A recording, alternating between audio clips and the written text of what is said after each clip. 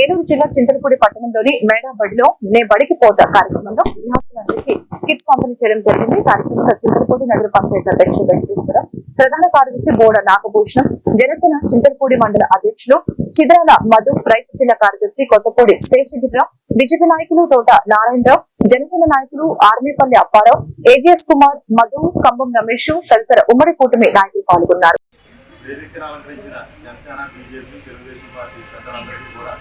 ధన్యవాదాలు తెలియజేస్తాము. ఈరోజు ప్రధానోపాధ్యాయులు అదేవిధంగా సహచార ఉపాధ్యాయుల ఆధ్వర్యంలో చింతలపూడి నియోజకవర్గ ఎమ్మెల్యే కొంగా రోషన్ కుమార్ గారు, అదేవిధంగా ఎంపీ పుట్ట మహేష్ యాదవ్ గారి ఆదేశాల మేరకు ఈరోజు చింతలపూడిలోని మేడబడి స్కూల్ వద్ద విద్యార్థులందరికీ కూడా కిట్స్ పంపిణీ కార్యక్రమం చేపడతా ఉంది. ముఖ్యంగా నేను చెప్పేది పెద్దలకు కానీ విద్యార్థుల తల్లిదండ్రులు కూడా ఇక్కడే ఉన్నారు.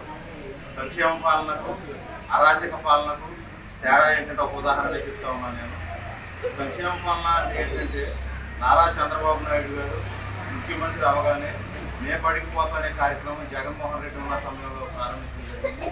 కానీ ఈ కిట్స్ ఏవైతే ఉన్నాయో ఈ బ్యాగ్స్ కానీ అలాగే షూస్ కానీ సాక్స్ వాటి మీద ఉన్నటువంటి ఈ బ్లూ రంగు కలర్ ఏదైతే ఉంది ఇది జగన్మోహన్ రెడ్డి వేయించిన కలర్, ఈ కలర్ మార్చడానికి 2.5 కోట్లు దాదాపు అవుతుందని నారా చంద్రబాబు నాయుడు గారు అలాగే మన విద్యాశాఖ మంత్రి లోకేష్ గారు వీటి మీద అసలే రాష్ట్రం అప్పుల్లో ఉందని చెప్పేసి ఇవి బ్యాగ్స్ అన్ని కూడా ఇలాగే పనిచేయమనడం జరిగింది.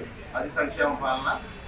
ముఖ్యంగా అరాచక పాలన ఏదైతే ఉందంటే అక్కడ మన ఉండవల్లిలో ఉన్నటువంటి ప్రజావేదికని ముఖ్యమంత్రి అయినటువంటి జగన్మోహన్ రెడ్డి వెనువెంట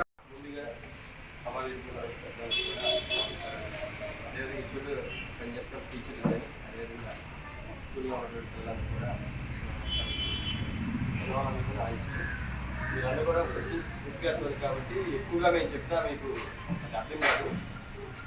ఇప్పుడైతే మన ప్రస్తుత ఎమ్మెల్యే గారు అడుగుతున్నారు కొంగరపు కుమార్ గారు, అదేవిధంగా నేను ఉన్న చాలామంది కూడా మీలాంటి గవర్నమెంట్ స్కూల్స్లో చదువుకొని అందరం కూడా ఈరోజు ఆయన ఎమ్మెల్యే అయినా సరే లేదా నాలాంటి రోజు యూనివర్సిటీ వచ్చినా సరే పెద్దలందరూ వచ్చినా సరే ఒక మంచి టీచర్ అంటే టీచర్స్ ఏదైతే చెప్పారో అది వింటూ శ్రద్ధగా మేము నేర్చుకొని జీవితంలో స్థాయికి వెళ్ళాలని చెప్పి ఆశించి మీరందరూ కూడా స్థాయిస్తాం. మీరు కూడా మీ టీచర్లు ఏం చెప్తారో దాన్ని విద్య తప్పకుండా పాటించి ఈ అకాడమిక్ ఇయర్లో గతంలో కంటే ఈ సంవత్సరం మీరు మంచిగా చదువుకొని మీ తల్లిదండ్రుల మాట బాగా వినాలని మీరందరూ ఆడుకునే వయసు కాబట్టి ఆడుతో పాటు చదువు కూడా శ్రద్ధ పెట్టండి, జీవితంలో మంచి స్థాయికి వెళ్ళాలని చెప్పేసి మిమ్మల్ని ఆశీర్వదిస్తూ థ్యాంక్ యూ.